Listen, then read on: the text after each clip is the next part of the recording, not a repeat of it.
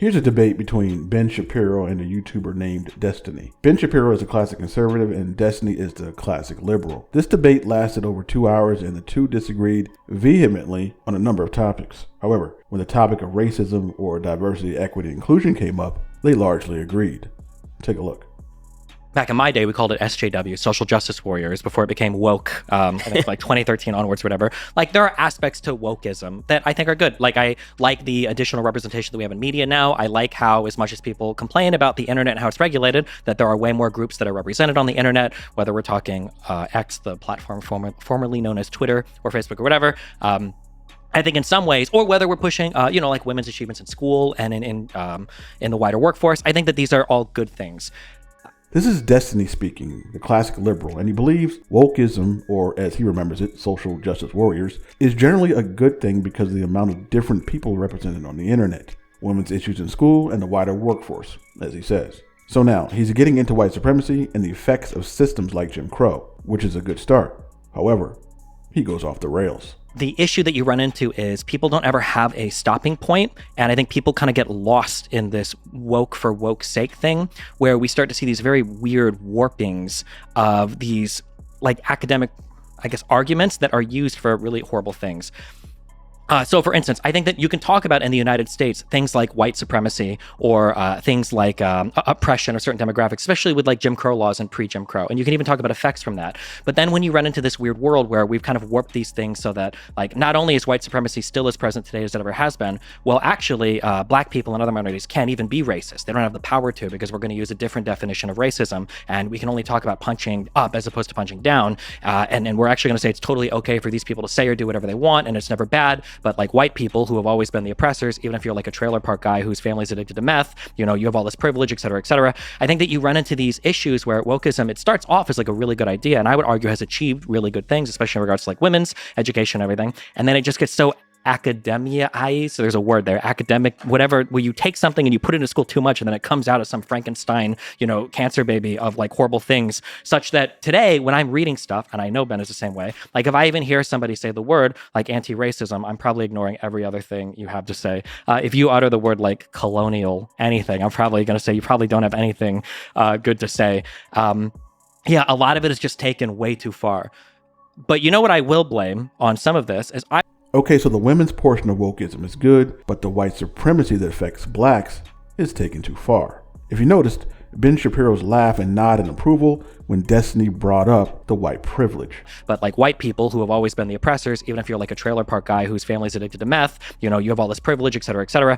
These two guys are usually on opposite sides of the spectrum. However, when it comes to systemic white supremacy and the privilege that comes along with it, they are no longer opposites. While they both seemingly agree on the hypothetical meth-addicted white person living in a trailer, what happens when that person puts down the pipe and applies for a job, applies for a loan, or tries to sell his meth pipe on eBay? Studies are clear. Being a white man, he has more chances of landing that job, getting that loan, and selling that meth pipe than that of a black person. How does one not see that as white privilege? In watching, I found a small piece of an answer that didn't seem to fit. The topic was about education, and here's the discussion. See if you can see what doesn't fit.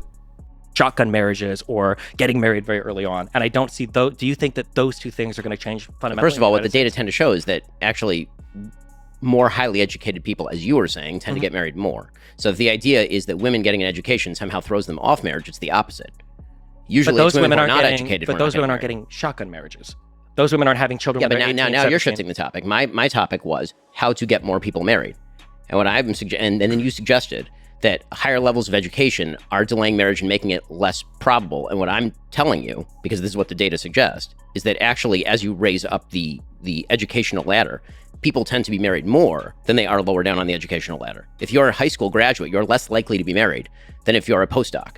I agree with you, but that's because one of the biggest precursors to getting married is having like a level of economic stability. So as people get more educated, they obtain this economic stability, and then they're in a more comfortable position to explore more serious relationships. There's another confound there. I mean, the confound is that people in stable marriages tend to be the children of stable marriages. And there's only one way to break that cycle, which is to create a stable marriage. And that is something that is in everyone's hands. Again, this notion that it is somehow an unbreakable, unshatterable barrier to get married and have kids.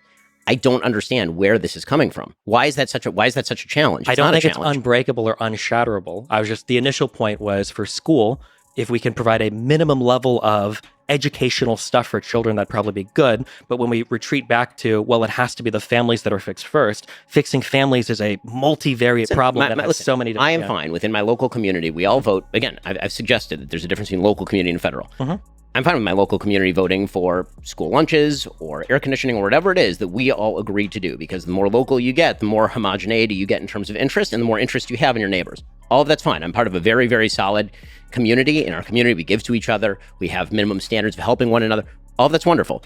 When it comes to the actual problem of education, what I object to in the political sphere, and this happens all the time, is everybody is arguing on top of the iceberg about how we can move the needle 0.5 percentage points, as opposed to the entire iceberg melting beneath them. And we just ignore that. And we pretend that that's just, sort of the natural consequence of things. The arc of history suggests that people are never going to get married again. Well, I mean, actually what the arc of history suggests, realistically speaking, is that the people who are not getting married are not going to be having kids. And what it also suggests, the people who are married are going to be having kids. And so the demographic profile actually over time is rather going to shift toward people who are having lots and lots of kids. I'm married. I have 4 kids. Everyone in my community is married. It's like minimum buy-in in my community is 4 kids. Okay. And so what's happening actually in terms of demographics is that the people who are more religious and getting married are having more kids. And so if you're talking about the arc of history shifting toward marriage, I would suggest that actually demographically over time, long periods of time, not over one generation, over long periods of time, the only cure for low birth rate is going to be the people who get married and have lots of kids.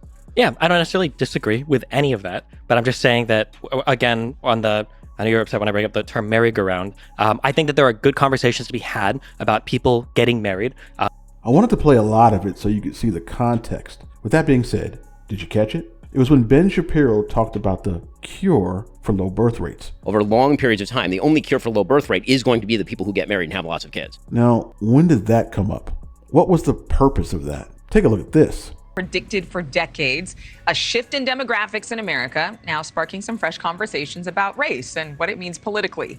An analysis of census data from the Brookings Institute projects the number of white Americans will fall below 50% for the first time ever in about 20 years, 2045. Here's a chart for the birth rates for the 3 major groups in the United States: blacks, whites, and Hispanics.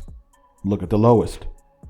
This comment got me to think about the white supremacist talking point of the Great Replacement theory, wherein whites are afraid that because of low birth rates among whites and higher birth rates compared to whites amongst minorities, whites will become the minority in the countries that are traditionally seen as white. If that's the problem, then one who wished for that not to happen will offer a cure for low birth rates. If you think about that comment more along those lines, it tends to add a new perspective. The bottom line, during the debate, and I watched all of it, there were stats being thrown around, political arguments for this, social arguments for that, to the point where one was arguing for the benefits of open marriages while the other talks about monogamy. But in the end, these two debaters on the opposite end of the debating pool agreed, at least in principle, on some aspects of the claim of white supremacy. That, to me, is telling.